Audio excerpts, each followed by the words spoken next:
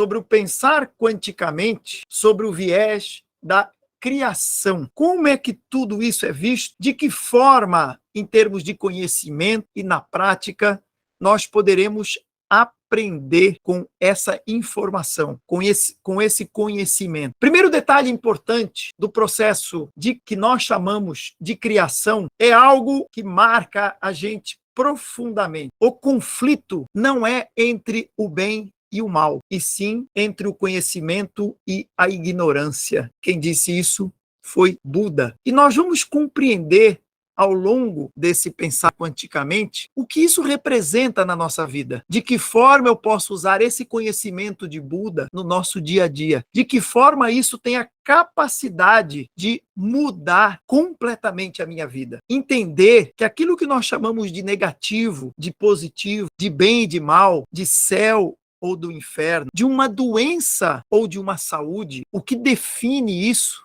é o conhecimento que nós temos. Aqui você vai começar a entender o que é o princípio da alquimia. Por que que esse princípio se perdeu? E por que que civilizações antigas, esquecidas e colocadas hoje pelos nossos historiadores como talvez até uma lenda, como Atlântida, Lemúria, período hiperbóreo e tantas outras anteriores, por que que eles se dedicavam tanto ao ouro e por que que o ouro foi o principal lastro da nossa moeda? Quando você vai desbloqueando isso e você vai compreendendo que muitas vezes aquilo que nós corremos atrás, nos desgastamos, tem famílias que brigam, tem irmão brigando com irmão, filho brigando com pai por conta de dinheiro. Você começa compreendendo que nós desviamos os nossos valores e começamos a aplicar o nosso valor no efeito e não na causa. Nós começamos a ser treinados pela sociedade para ser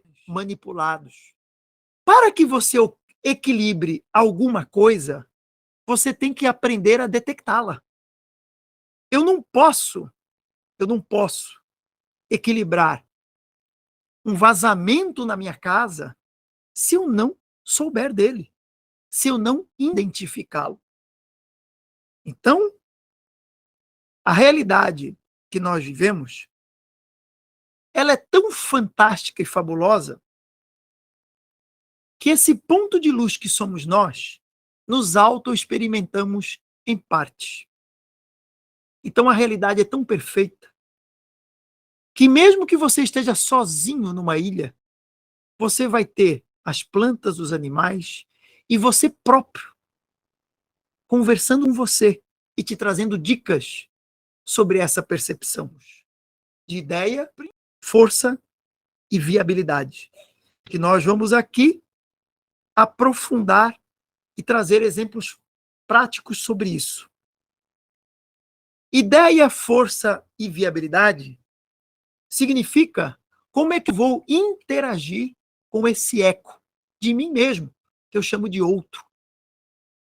Uma ideia é tudo aquilo que representa a parte mental, a parte das emoções, a parte do sutil. Quando nós vemos força, representa a ação, o capital, a energia. E a viabilidade significa como eu vou colocar isso em sintonia.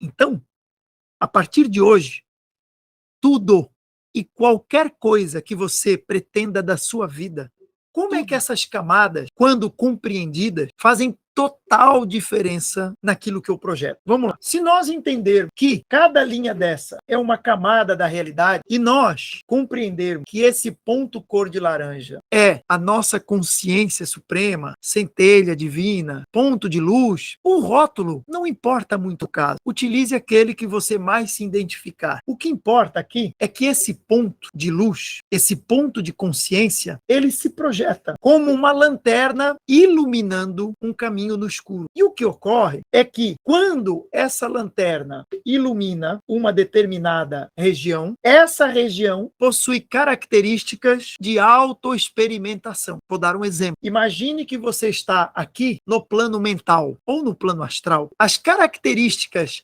aquilo que nós chamamos de leis não estão intrínsecas a você, mas sim ao plano de manifestação. Quando você sabe disso de forma consciente, quando você entende que aqui é um plano seu de manifestação, aqui é outro plano seu de manifestação e aqui outro, e que esses planos de manifestação têm características próprias, você entende que a diferença de saltar da posição dolorosa, da posição negativa, para uma posição confortável, abundante, é pura e simplesmente um processo de autoobservação. Mas esse processo de autoobservação, ele é fundamentado no conhecimento. Não importa o ramo que eu pesquise, porque cada um de nós está se autoexperimentando em uma fatia desse cone infinito. E o nosso somatório, a nossa união, assim como a roda gigante, faz a plenitude daquilo que nós chamamos de consciência superior. Então, em outras palavras,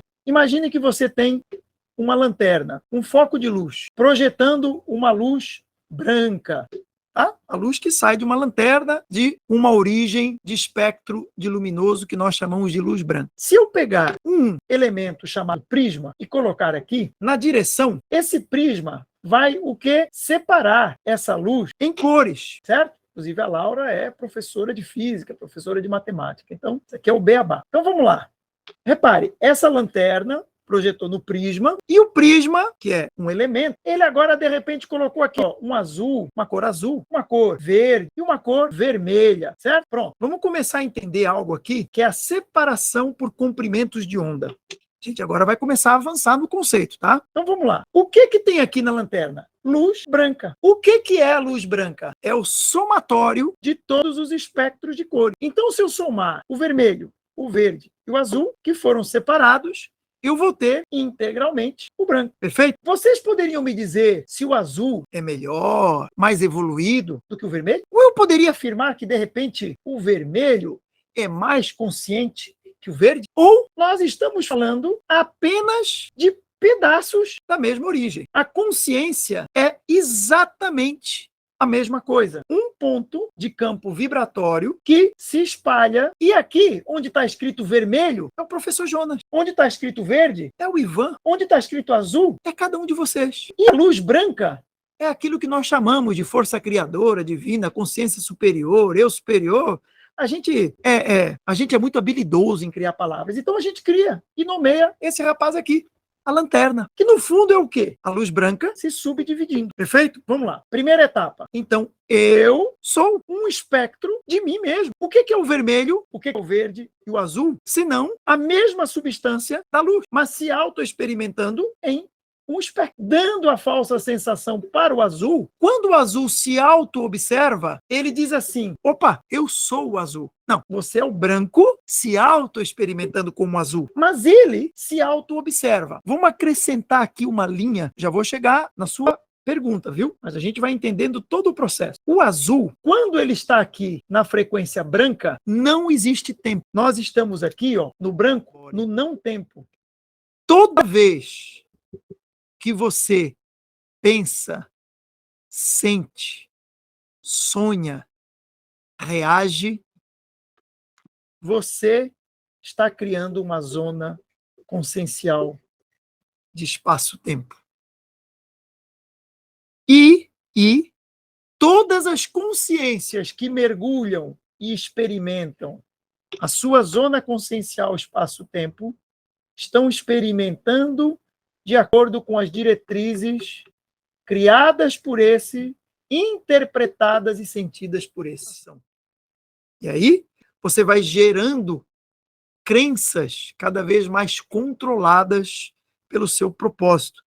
Por que que vocês acham que, em milhões de vezes, todos aqueles que nós chamamos de mestre, sempre, eles sempre afirmam, não sou eu que te curo, e sim a tua fé em mim. O que é fé, senão uma crença sem limitações?